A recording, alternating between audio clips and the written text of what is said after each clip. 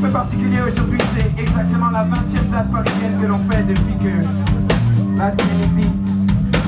Alors bon, on en a chié, mais c'est la 20e et c'est la maroquinerie, vous êtes tous là ce soir, merci beaucoup. Last Train, merci d'être avec nous à la maroquinerie. Donc vous êtes décrit comme la figure montante du rock'n'roll français. Donc pour ceux qui ne vous connaîtraient pas, est-ce que vous pourriez nous dire comment vous êtes arrivé jusqu'ici? À pied. J'en étais sûre, c'est sûr. Non, comment on est arrivé jusqu'ici? Eh bien, on a fait beaucoup de concerts depuis 2 ans et demi. Et c'est surtout là-dessus en fait qu'on s'est fait plus ou moins connaître, je pense. Enfin, nous, on axe tout sur les concerts, quoi. Non, bah oui, bonjour. Ouais, non, ça fait 10 ans qu'on se connaît maintenant. Et si au début c'était pour, comme tout le monde, comme tous les groupes, juste faire de la musique parce que c'était cool, et ben, au bout d'un moment, on s'est dit qu'il fallait vraiment qu'on se bouge. Et on a tout de suite monté des tournées dès qu'on a eu le permis de conduire ou ce genre de trucs. Et ben, on allait faire des tournées d'abord françaises, ensuite on a fait une tournée européenne, ce qui a permis de décrocher quelques premières parties parisiennes. Et puis là, on se rend compte que la maroquinerie, c'est au moins la 20e date parisienne qu'on fait depuis 2 ans et demi. Donc ouais, il y a quand même pas mal de chemin, pas mal de kilomètres abattus quand même. Et voilà. Donc ce soir c'est sold out, comme sur beaucoup de vos tournées d'ailleurs. Il y a un engouement inévitable en fait pour votre groupe. Est-ce qu'on peut dire que, est-ce que vous pensez que votre musique elle est aboutie aujourd'hui? Ouais, c'est une question très intéressante ça, mais et on se la pose aussi, je pense, parfois quand on prend du recul sur notre musique et surtout en fait quand on se rend compte de ce qu'on faisait il y a maintenant 7 ou 8, 9 ans, on se rend compte que ça a beaucoup évolué et que maintenant on la considère comme aboutie, notre musique, et même si on a encore beaucoup de choses à faire et beaucoup de trucs à tenter aussi, on n'a pas peur de rien, donc on n'a pas peur d'aller dans des directions complètement folles. Mais ouais, je pense qu'on commence à toucher un bon bout au niveau de l'aboutissement de notre musique. Mais c'est bizarre à dire comme ça. Mais par rapport à ce qu'on faisait précédemment, c'est vrai qu'il y a eu... Ouais, voilà, il faut voir ce qu'on faisait avant en fait. Quand on était plus jeune, c'était vraiment différent. Donc justement, quelle est votre définition du rock? Le rock. Je sais pas moi.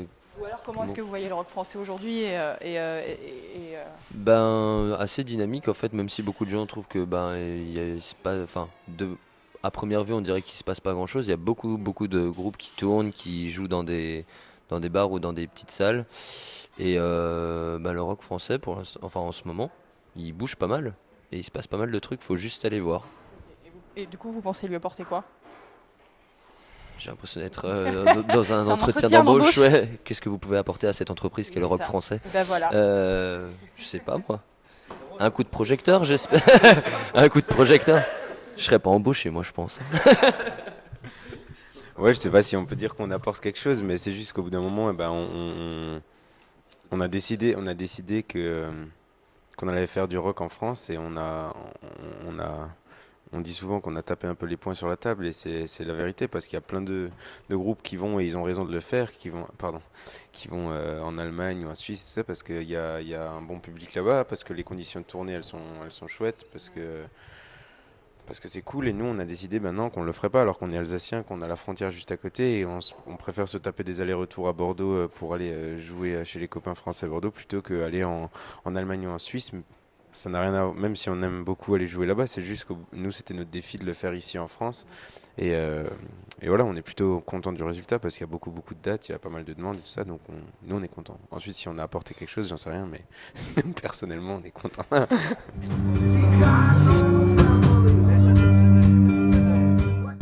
Donc The Holy Family est sorti l'année dernière. Est-ce que vous avez une façon particulière de composer? Est-ce que vous écrivez pendant que vous tournez, comme certains groupes, comme vous tournez beaucoup? Est-ce que c'est ça qui vous inspire? Non, justement, on dit souvent qu'il n'y a pas trop de formules magiques pour composer. Merci. Non, voilà. Ouais, non, il n'y a pas vraiment de formule. On va faire comme ça. Ça se passe jamais vraiment exactement de la même manière, même si, en général, c'est quelqu'un qui apporte une idée, un riff ou quelque chose. En général, Jean-Noël, combien de fois on a dit ça? Et ensuite, en fait, on bosse tous ensemble. et on bosse les structures, on bosse chacun nos parties, on essaye de tailler un peu dans la chanson pour la rendre efficace. Et après, est-ce qu'on compose en tournée? En fait, ouais, composer, ça dépend vraiment des endroits, ça dépend des moments, ça dépend vraiment de plein de choses. Après, je sais que souvent, c'est pas mal quand il y a du vide pour composer. Je vais filer le micro à mes amis parce que dès que je fais des réponses de plus d'1 minute 30, ils commencent à se moquer de moi. C'est vraiment un problème récurrent avec Antoine, on lui laisse le micro parce qu'on adore ça. C'est comme dans Astérix Mission Cléopâtre, c'est le scribe, et c'est Antoine, quoi, c'est absolument ça. On l'aime. Moi je l'aime. Moi je l'aime aussi. Ça dépend des moments. Je verrai tout à l'heure. Moi je l'aime 7 sur 10. Ouais, bon voilà. Donc en parlant de The Holy Family, on sent beaucoup d'influence en fait. Donc pour moi, dans le premier titre, il y a du sludge. Ouais. du rock psyché à la Black Angel, et puis inévitablement du bon rock and roll. Est-ce que j'ai juste... Ben, Black Angels, oui, c'est un groupe qu'on a pas mal écouté. Et puis le rock and roll et tout ça, ben ouais, on est tout ça, ouais, ça on a pas mal écouté aussi. Vous avez décidé de maintenir la date de la semaine dernière à Avignon. Oui. Malgré le fait que la salle voulait annuler faute de prévente. Est-ce que ça montre la problématique récurrente du profit dans l'industrie de la musique avant la découverte? Mais c'est des belles questions. Dans un premier temps, Non, nous on a fait ça. Je pense d'abord, ouais, par respect pour les quelques personnes qui ont acheté les places, parce que il y a plein de raisons pour lesquelles on l'a fait. Parce qu'on est des petits cons avant, et parce qu'on a fait un petit post un petit peu assassin, on se l'avoue. Et puis voilà, pour cette salle, bien qu'on ait absolument rien, et on profite de l'interview pour dire qu'on ait absolument rien contre la salle des Passagers de Zinc et qu'on y reviendra volontiers un jour. On l'a fait parce qu'on n'a jamais annulé une seule date dans notre vie, alors que Dieu sait qu'on a déjà fait des dates dans des conditions pas possibles.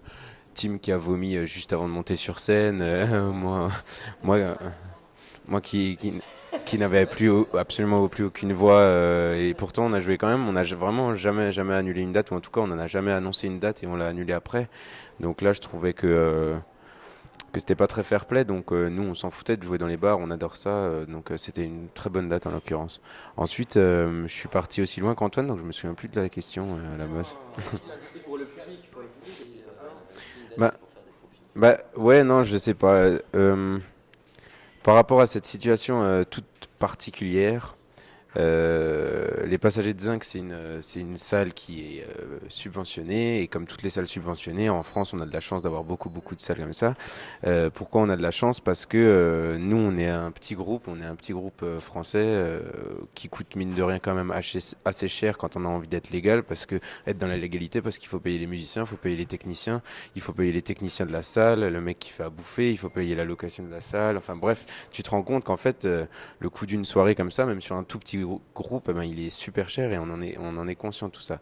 Mais c'est pour ça qu'on a de la chance en France, c'est que ces salles, elles sont subventionnées et qu'elles font plus ou moins de la gestion de budget. C'est parce qu'elles peuvent attribuer ces budgets là où elles le veulent. Donc il y a un peu moins de risques pour des salles comme ça subventionnées que pour une petite prod, une petite asso qui avait envie de faire la strain et qui allait nous filer 200 balles pour payer l'aller-retour, l'essence. Tu vois ce que je veux dire? C'est pour ça, nous, on n'allait pas annuler pour ça. On était un peu déçus par rapport à cette attitude-là, mais ensuite on s'en fout. Ça reflète rien. Voilà, c'est un état d'esprit. C'est un fait parmi tant d'autres. Et puis il y en aura sans doute d'autres. Un jour, on va forcément annuler une date parce que Tim aura perdu un bras ou un truc comme ça.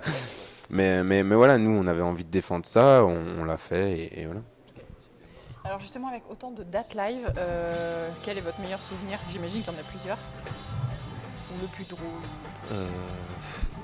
Le plus drôle? Ah, moi j'ai toujours quand même le souvenir du Sun Pub, hein, le plus drôle. Là. Quand il y avait des mecs qui faisaient des grands écarts devant, à 2 mètres de toi quand t'es en train de jouer, c'est bizarre. Ouais, ça c'est un endroit où on a joué beaucoup à nos tout débuts, qu'on remercie encore, c'est la maison. Il y a des souvenirs, il y en a plein. Alors c'est pas souvent ceux qu'on attend en interview, parce que on pourrait dire le printemps de Bourges, Rock en scène, c'est des super souvenirs. Mais là On a fait une tournée européenne, on a joué dans des endroits super cool en Allemagne et tout ça. La Kufa, là, à Hildesheim, on a joué à un endroit, ça fait 2 ans qu'on y va, chaque même jour de l'année. Et puis il se passe toujours des trucs fous, on se marre vraiment bien. Non, il y a plein de souvenirs, il y a tout qui se mélange dans ma tête, j'ai des étoiles plein les yeux. Parfait. Salou, on a même fini par se faire tatouer le nom de cette salle. Voilà. Tellement on était. Un souvenir. Voilà. Ok, d'accord. Sympa. Si vous aviez été un groupe de filles en faisant la même musique, est-ce que vous pensez que vous en seriez au même point Vachement France. plus haut. Je sais pas si t'as vu les Heinz par exemple, tu connais le groupe Heinz? Eh bien non.